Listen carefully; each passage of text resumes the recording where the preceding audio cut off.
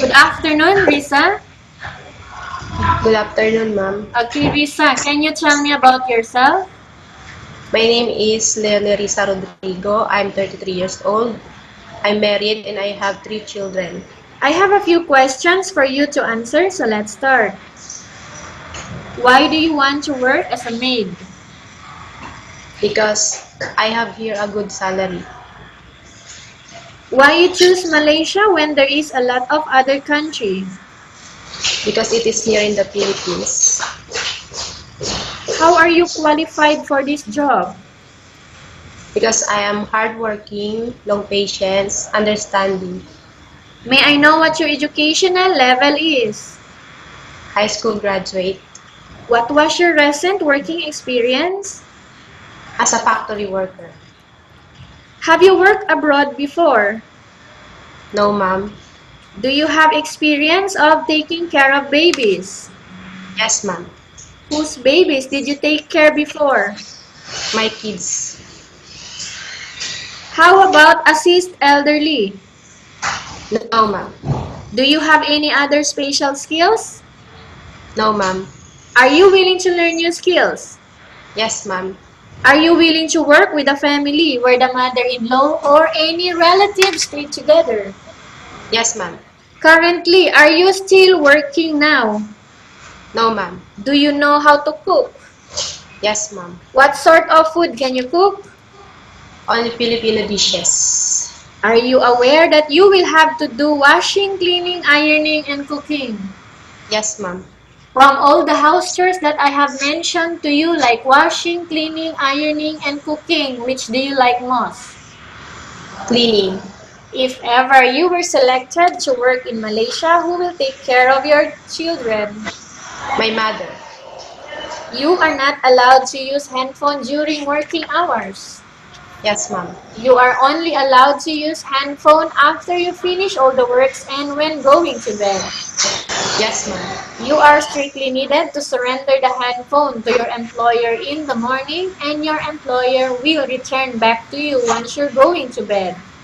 Yes, ma'am. If ever your employer finds out that you're abusing of using your handphone and it's affected your work performance, your employer will confiscate your handphone and you cannot hold it anymore.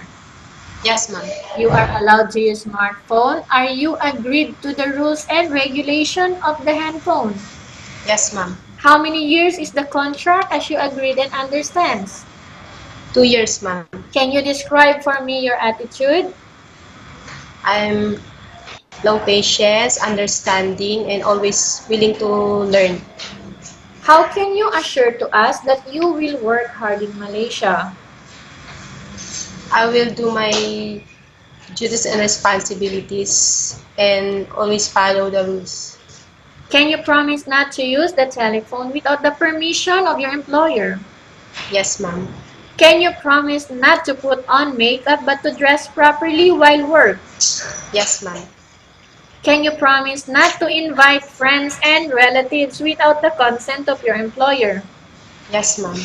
Can you promise, okay, not to ask for advance salary from your employer under any circumstances?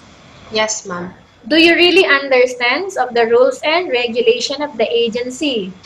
Yes, ma'am. Do you pay any placement fee for you to come to Malaysia to work as a maid? No, ma'am. Do you have any history of sickness, breast cancer, or any other illness? No, ma'am. Do you suffer from any skin diseases, allergies, or physical defect? No, ma'am. Do you smoke? No, ma'am. Have you undergone any operation before? No, ma'am. Are you medically fit or are you fit to work? Yes, ma'am. Okay. Are you in any medication right now? No, ma'am. Are you allergic with any food? No, ma'am. Are you prepared to work for the employer of different races? Yes, ma'am. Are you prepared to eat the type of food taken or given by your employer? Yes, ma'am. Are you afraid alone in the house? No, ma'am. Are you afraid of dogs or other pets? No, ma'am. Can you promise to work according to instruction from your employer? Yes, ma'am. Do you have any family members working in Malaysia? No, ma'am. Okay, we have finished our question section. Let's proceed for case study. I have a case study for you and I want you to respond truthfully. Upon arrival in Malaysia, within 6 months only, if ever one of your family members passed away, what will you do? I will help them through financial. Will you ask your employer if you can go back? Yes, ma'am. If in case the employer will not allow you to go back, what will you do? I will help them to financially. If in case your employer is watching you right now, what do you want to tell them? I will I will take care of them and their families. Okay. Tell us about yourself again, Risa. My name is Risa Rodrigo. I'm 33 years old, married, and I have 3 kids. And why do you want to work in Malaysia as domestic helper?